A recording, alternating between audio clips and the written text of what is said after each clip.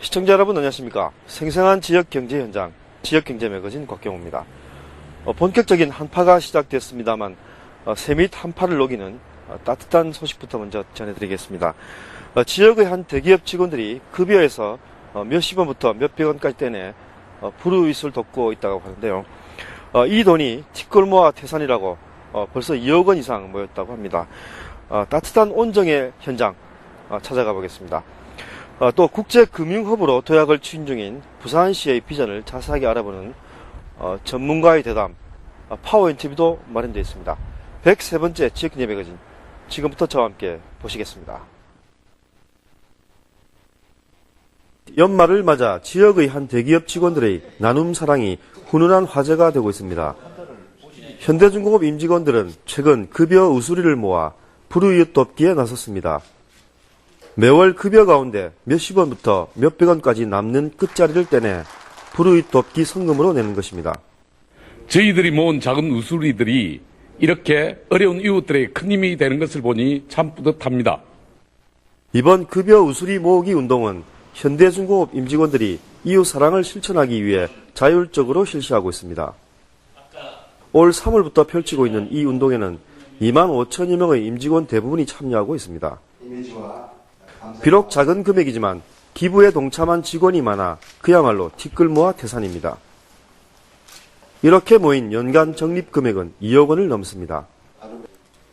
한편 현대중공업은 최근 울산 본사에서 사회복지 공동모금회 한국소아암협회, 한국심장재단과 급여 우수리 기부 협약을 맺고 3년간 성금 6억 원을 기부하기로 했습니다. 이번 협약을 계기로 현대 외에 다른 많은 대기업들이 귀감을 삼아서 기업의 나눔 문화가 널리 확산될 수 있는 큰 계기가 되기를 바라겠습니다. 이번 우수리 기부 협약이 다수에 의한 소액 기부 문화가 얼마나 큰 결실을 맺을 수 있는지 잘 보여주는 본보기가 될 것으로 생각합니다. 현대중공업은 앞서 이달 초에는 사랑의 김장 담그기 행사를 가졌습니다. 지역에서 가장 규모가 큰 이 사랑의 김장 담그기 행사는 20년째 이어져 오고 있습니다.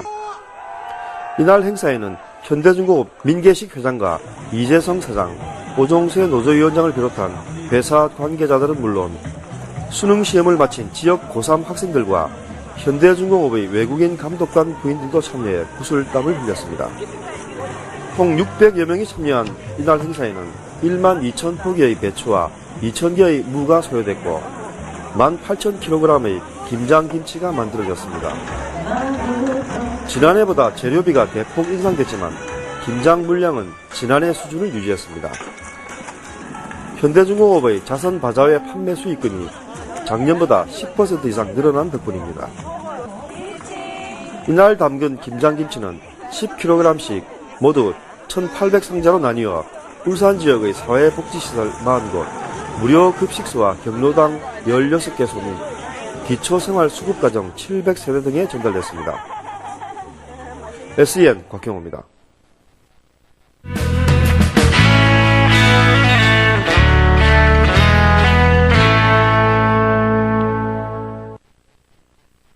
파워인터뷰 오늘 주인공은 부산국제금융도시추진센터 반문열 센터장을 모셨습니다. 국제금융허브를 꿈꾸고 있는 부산광역시의 미래청사진 등에 대해 오늘 자세한 이야기를 나눠보도록 하겠습니다. 먼저 오늘 나와주신 반문열 센터장을 소개해드리겠습니다. 센터님 안녕하십니까? 안녕하세요. 반갑습니다. 반갑습니다. 앞서 말씀을 드렸습니다만 부산광역시는 국제금융허브 도시로 도약을 하기 위해 최근 총력을 쏟고 있는 그런 상황인데요. 먼저 부산을 동북아 국제금융허브 도시로 만들기 위한 개괄적인 계획은 어떤 것인지 한번 질문을 드려보겠습니다. 센터님 소개를 좀 해주시죠. 물적 기반 구축, 그 다음에 인적 기반 구축, 그 다음에 법적 제도 기반 구축, 그리고 마지막으로 홍보, 네트워킹, 국내외 금융기관의 유치, 이렇게 나누어서 말씀을 드릴 수 있겠습니다.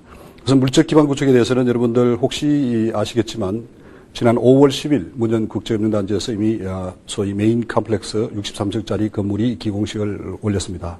그리고 12월 1일 중으로 부산은행 본부라든가 한국은행 부산본부 건물이 착공을 하도록 계획이 되어 있습니다. 그렇게 되면은 이제 2013년 6월 말까지는 일단은 문현 국제금융단지가 제 모습을 갖추리라고 그렇게 보고 있습니다.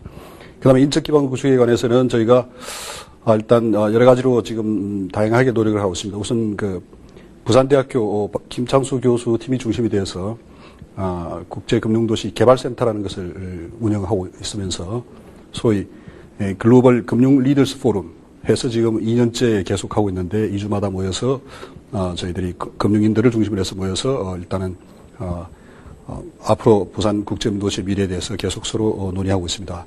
또한 지난 9월 달에는 청년 선박금융 포럼 우리 그 국제금융 박람회 기간 동안에 를 이제 개최해서 선박금융 동아리들이 각각 자기들이 나름대로 연구하고 공부한 대로 영어로 일단은 프레젠테이션을 하고 해서 대단히 그 아주 기대 이상으로 여러 가지 좋은 그런 발표들이 있었습니다. 또한 이제 저희 그 부산 경제진흥원에서 특가금융 아카데미 그다음에 선박금융 아카데미 등등을 지금 금융연수원하고 같이 연계해서 계속 하고 있습니다. 그다음에 또한 이제 그 한국해양대학교에서는 내년 3월부터 약 30명의 그 전문 인력을 모집을 해서 선박금융에 중심되는 그런 그 교육을 1년간 하도록 그렇게 계획을 하고 있습니다. 이런 여러 가지 이제 인적 기반 구축이 계속적으로 이제 앞으로 진행이 될 것이며, 다음에 법적 제도 기반에 대해서 말씀드린다면은 이번 4월 달에 그 서병수 국회 기획재정위원장을 중심으로 해서 문현 금융단지에 들어오는 국내외 금융기관에 대해서는 특별히 그 3년간 법인세를 100% 면제해주고 또한 추가로 2년간 50% 면제해주는 그런 일단은 특별한 법을 통과시켜서 대단히 지금 저희가 아주 큰 힘을 받고 있습니다. 또한 지금 물론 국회 계류 중이긴 하지만 이진복 의원실에서 또한 우리 지방자치단체 내지는 중앙정부에서 문현 금융단지에 들어오는 금융기관에 대해서 대폭적인 지원을 할 수 있도록 그렇게 계속적으로 저희들이 노력하고 있습니다. 예, 그 국제금융 허브 도시로 도약하기 위해서는 관련 인프라 등 제반 여건이 그 부산 지역이 오히려 그 서울이나 수도권 지역에 비해서 열악하지 않나 뭐 이런 지적도 나오고 있는데요. 이 때문에 많은 분들이 왜 부산인가라는 그 지적을 하시는 분들도 많이 계신데 그 센터장께서 명쾌하게 한 말씀해 주시죠. 아시다시피 국회가 부산을 하나의 금융도시로 만들겠다는 입법을 추진하고 아까 말씀드린 대로 또한 사후 후속적인 조치 법률도 특별히 부산을 위해서 만들어주고 있고, 뿐만 아니라 중앙정부 금융감독원을 중심으로 한 금융중심지 지원센터, 또한 부산의 금융중심지 지원센터에서 이제 그 여러 가지로 어떤 그 원스톱 서비스를 제공한다든가 그런 이제 일단 중앙정부의 노력이 여러 가지로 지금 일단은 구체화되고 있고, 부산 정부는 물론 당연히 일단은 3대 미래 전략으로서 금융 도시를 만들겠다라는 어떤 의지를 가지고 강력하게 추진했고, 중심지 기획단을 금융중심지 기획단, 그 다음에 제가 일하고 있는 추진센터 등에서 일단은 다방면에서 여러 가지로 추진하고 있고, 이런 중앙정부, 국회, 지방정부의 노력뿐만 아니라 사실상 우리 시민단체들의 어떤 그런 그 강력한 의지도 대단히 강합니다. 아시다시피 부산 금융도시 시민연대에는 뭐 이거 금융도시의 어떤 그 지정을 위해서 정말 노력을 많이 했고, 또한 지금도 계속적으로 여러 가지로 걱정을 하고 노력해주고 있습니다. 박인호 대표라든가 조성일 교수님 같은 분들은 대단히 예측을 가지고 저희들하고도 아주 그 긴밀하게 협조를 하고 있고, 말씀드린 그 부산대학교, 해양대학교 등등에서도 부산국제금융도시 개발센터 등등을 통해서 여러 가지로 이제 그 아주 그 정말 강력한 노력을 하고 있습니다. 이런 열망들이 반드시 부산을 국제금융도시로 만들 수 있다고 생각하고, 마지막으로 한 가지만 더 말씀드리면은 여러 가지 이제 그 새로운 어떤 그 환경이나 여건들이 상당히 금융도시가 되기에 우호적으로 지금 전개되고 있는 부분이 있습니다. 뭐냐면은 물론 신항 이제 앞으로 이제 30석까지 다 일단 완공이 되면은 제가 얼마 전에 그 선박금융 포럼 그을 위해서 온 부산에 온 손님들을 모시고 일단 그 신항에 가봤는데 세계 어디에 내놔도 손색이 없는 가장 그 효율적인 신항으로서 일단은 자리매김하고 있다는 것을 봤습니다. 그 다음에 물론 뭐 지금 아직까지 확정은 안 됐지만 가덕도 신공항 유치라든가 탄소 배출권 거래소 유치라든가 이런 어떤 새로운 어떤 그런 앞으로 전개되는 일들이 부산이 국제금융 도시로 변모하는데 대단히 정말 보탬이 되리라 생각하고 있고, 마지막으로 한 가지만 더 말씀드리면 소위 말하는 불편한 진실이긴 하지만 북극 항로가 이제 계속적으로 활발하게 연구되고 있고, 일단은 항로가 개척이 되면은 사실 부산에서 로테르담까지 가는데 지금까지 24일이 걸렸는데 향후 14일로 줄어들게 됩니다. 그렇게 되면은 우리하고 경쟁하고 있는 상해나 싱가포르보다도 훨씬 더 유리하고 경제적인 항구가 될 수 있기 때문에, 또한 우리 부산이 정말 물류 중심 도시로서 다시 재도약하는 데도 크게 기여하리라고 봅니다. 그래서 이런 것들이 대단히 이제 우호적으로 금융 도시가 되는데 우호적으로 작용할 수 있기 때문에 저는 반드시 부산이 국제금융 도시로 될 수 있다고 확신을 하고 있습니다. 국제금융도시 조성 계획 가운데 아주 또 매우 중요한 부분 중에 하나가 선박금융기관 유치가 있습니다. 이를 위해 부산시는 자체적으로 선박금융 전문가 육성기관 설립을 아주 활발하게 추진 중인데요. 센터장님, 가장 시급한 현안 사안이 바로 재원 문제 마련이지 않겠습니까? 이 문제가 잘 해결될 수 있는지 설명 좀 해주시죠. 일단 원래 저희가 금융 중심지로 하겠다고 일단은 제안서를 제출했을 때 저희가 수년간에 걸쳐서 한 1천억 정도의 금융 중심지 육성 기금을 조성하기로 그렇게 약속을 했던 상황입니다. 따라서 일단 우리가 부산이 그냥 무조건 부산에 와서 장사하라 이렇게 할 것이 아니라 우리가 먼저 일단은 육성 기금을 조성을 해서 하나의 시드머니로 삼아야 된다고 생각을 하고 있습니다. 그래서 물론 금년의 예산엔 반영에는 저희가 일단 하지를 못했지만 이제 금융단지가 점차 이제 건물이 올라가기 시작하면서부터는 이제 내년부터는 추경 예산이라도 일단은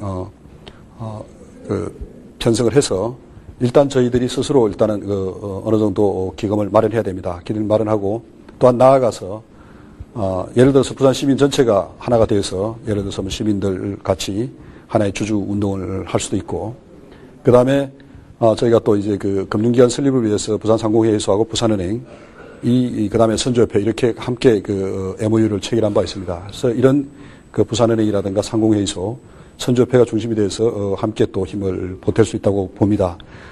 뿐만 아니라 나아가서는 이제 만약에 부산이 이제 정말 선박금융 혹은 탄소금융의 중심지로 이렇게 도약을 하게 되면은 다른 국 외에 있는 어떤 전문 금융기관들도 관심을 가질 수 있고, 국부 펀드, 웰스 매니지먼트 펀드라든가 이런 여러 가지 세계적인 연기금들도 관심을 가질 수 있으리라 봅니다. 그래서 우리가 이런 노력을 말씀드린 대로 시드머니를 만드는 작은 노력부터 시작해서 시민들이 함께 정말 주주가 되는 앞으로 우리가 설립될 금융기관이든지 이런 쪽에 그런 자세를 가져야 된다고 보고, 그렇게 되면은 우리가 중앙정부에 이제 또한 지원이라든가 그 다음에 다른 이제 금융기관들의 어떤 참여를 유도해낼 수 있으리라고 봅니다. 그래서 궁극적으로 우리가 한 1조 원 정도의 어떤 그런 기금을 가지고 선박금융 공사를 하든지 선박금융은행을 설립하든지 부산에 설립해야 된다고 봅니다. 부산 국제금융허브 도시 조성의 또 하나의 관건은 바로 정부 차원의 지원이 반드시 필요하다는 부분이라고 보여지는데요. 센터장님, 정부 차원의 어떤 지원들이 필요한지 소개를 좀. 기왕에 문현 금융단지를 해양 파생에 특화된 금융단지로 만들기로 했다면 지금 현재 서울에 있는 산업은행이라든가 수출보험공사, 수출입은행 등등의 어떤 선박금융 기능을 부산에 일단 이전해야 된다고 봅니다. 이것도 사실 이게 공공기관이 되다 보니까 정부 중앙정부의 지원 없이는 불가능하다 보는데, 이런 어떤 선박금융 기능을 일단은 문현단지에 집적을 해야 된다. 국내에 있는 그런 지원을 해야 되고, 그 다음에 법적 제도적인 지원에서 지금까지 많이 지원했지만 오늘 아침에 신문에도 나왔지만은 일단은 현재 지방자치단체가 지원해 줄 수 있고 중앙정부가 지원해 줄 수 있는 다른 이제 후속 법안이 일단은 소위를 통과했지만은 법사위에서 아직 계류 중에 있습니다.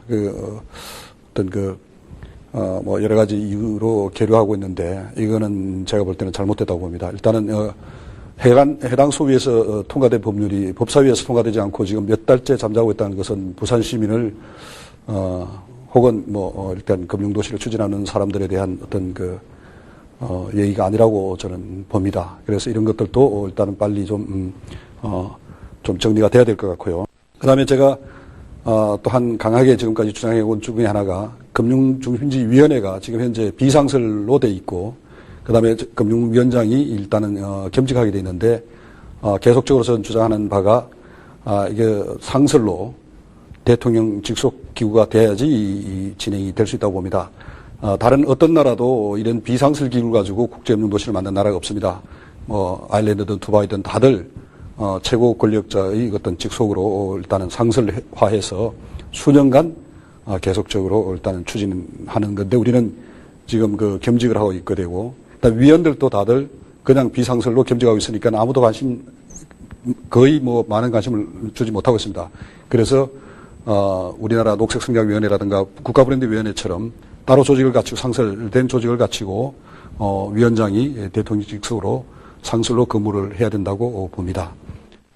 부산시가 국제금융허브를 추진하면서 아직은 국내 금융기관을 유치하는 다소 수동적인 면에 지추어 있다, 이런 지적도 나오고 있는데요.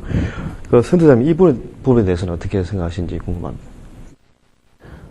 지금까지 말씀드린 바와 같이 저희가 우리가 그냥 앉아서 그냥 무조건 와서 장사해라 이렇게 할 게 아니라, 우리 스스로 아까 말씀드린 대로 금융중심지 육성기금을 조성을 하고, 그래서 부산에다가 선박금융 전문 금융기관 내지는 공사를 설립하기로 이미 말씀드린 대로 선주협회, 부산은행, 상공회의소, 부산시가 이미 약속을 했습니다. 그래서 이것들은 우리가 이제 적극적으로 하고 있는 일들이고, 뿐만 아니라 탄소배출권 거래소도 사실은 금융중심지 육성하는 데 있어서 대단히 중요한 하나의 일 중에 하나인데, 지금까지 여러 가지로 많이 노력을 했습니다. 많이 노력했고, 저는 이게 경제적으로 합리적으로 결정된다면은 반드시 부산에 올 수 있다고 봅니다. 그래서 탄소배출권 거래소 유치를 위해서도 노력하고 있고, 또한 한국거래소와 파생금융상품 R&D 센터를 설립하기로 약속을 했고, 일단은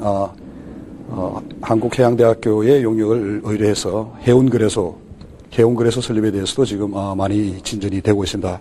이런 여러 가지 일들이 수동적이 아니라 저희가 아주 소위 프로액티브하게 적극적으로 지금 하고 있는 일들 중에 하나고, 앞으로도 이런 많은 일들을 우리가 개발해서 해나갈 수 있으리라고 봅니다. 국제금융허브 조성의 또 한 가지 핵심 키워드는 바로 탄소 배출권 거래소의 부산 유치라고 볼 수가 있습니다.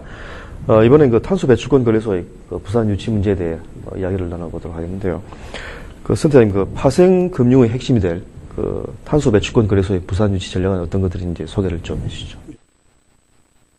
우리 4월달에 한국거래소와 함께 탄소 배출권 거래소를 같이 유치하자 해서 MOU를 체결해서 지금 함께 탄소 배출권 거래소를 위해서 한국거래소와도 함께 노력하고 있고, 또한 지난 5월달에는 세계적인 탄소 배출권 거래 회사인 프랑스의 오르베오사라고 소시에테 제네랄 은행하고 로디아라는 화학회사하고 합작해서 만드는 탄소 배출권 거래 회사인데, 대단히 영향력 있는 회사입니다. 이 회사와 함께 앞으로 탄소 배출권 거래 유치뿐만 아니라 이후에도 함께 같이 이제 탄소 배출권 거래 시장의 활성화를 위해서 같이 노력하자라고 MOU를 체결하고, 지난 6월 18일 날 우리가 2010 부산 국제금융 포럼을 할 때 오셔서 오르베오사의 필립 루지에 사장께서 직접 오셔서 주제 발표도 해주시고 하셨습니다. 그래서 이런 여러 가지 일단 노력을 하고 있고, 그다음 최근 11월 18일 날 우리 파라다이스 호텔에서 약 한 200분 정도를 모셔놓고 기업체라든가 그다음에 금융인, 학생들을 모아놓고 우리가 부산 국제 탄소 금융 포럼, 부산 국제 탄소 금융 포럼을 제 1차로 개최를 한 바 있습니다. 여기에는 국제 탄소 배출권 거래 협회의 관계자도 오시고, 월드뱅크라든가 ADB의 관계자도 오시고, 또한 인도, 베트남, 중국, 일본의 어떤 전문가들도 오셔가지고 저희들하고 같이 의견을 교환하고 나누고 앞으로도 같이 협력하기로 했습니다. 그래서 이 부분에 있어서는 아예 그 항구적인 기구로 우리가 이제 그 상설화해서 지금 방금 말씀한 인도, 중국, 베트남, 일본 등과 같이 아주 협력 기구를 만들어서 계속적으로 추진하고자 하고 있습니다. 오늘 저와 이야기를 나누고 계신 반문열 센터장께서는 국내 금융업계 오랫동안 몸담으시다가 최근 부산광역시 국제금융추진센터로 이렇게 자리를 옮기셨는데요.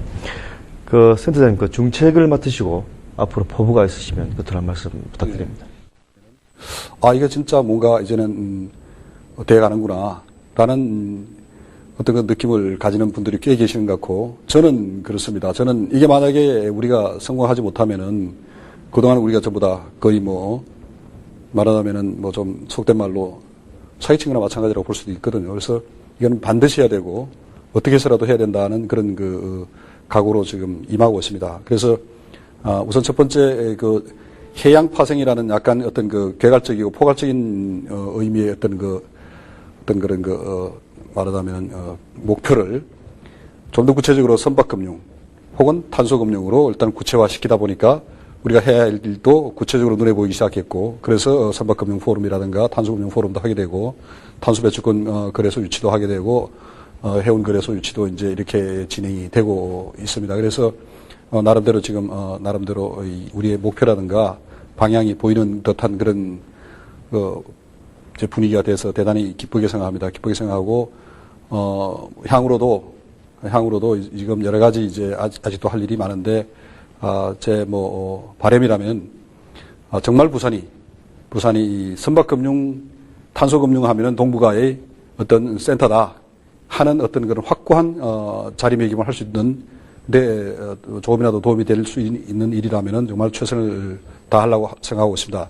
동북아의 어떤 선박금융, 탄소금융 하면은 한국, 일본, 중국뿐만 아니라 향후 이제 극동 러시아 쪽도 저희들하고 계속 이제 경제 관계가 점점 두터워지고 있는데 극동 러시아, 몽골 심지어는 향후 정말 일단 언젠가는 북한까지도 포함하는 동북아의 금융중심지가 정말 되어서 문현 금융단지에 다양한 국적을 가진 금융기관들이 입적을 해서 다양한 금융활동을 펼치는 모습을 보는 것이 제 희망이고, 또한 개인적인 바람이 있다면은 저도 그 중에 일원으로서, 예를 들어서, 문현금융, 부산국제금융단지의 멤버들의 모임을 만들어서 계속적으로 발전할 수 있도록 그런 서로 어떤 그런 단체를 만들어서 한번 단체를 이끌어보고 싶은 그런 포부도 가져봅니다.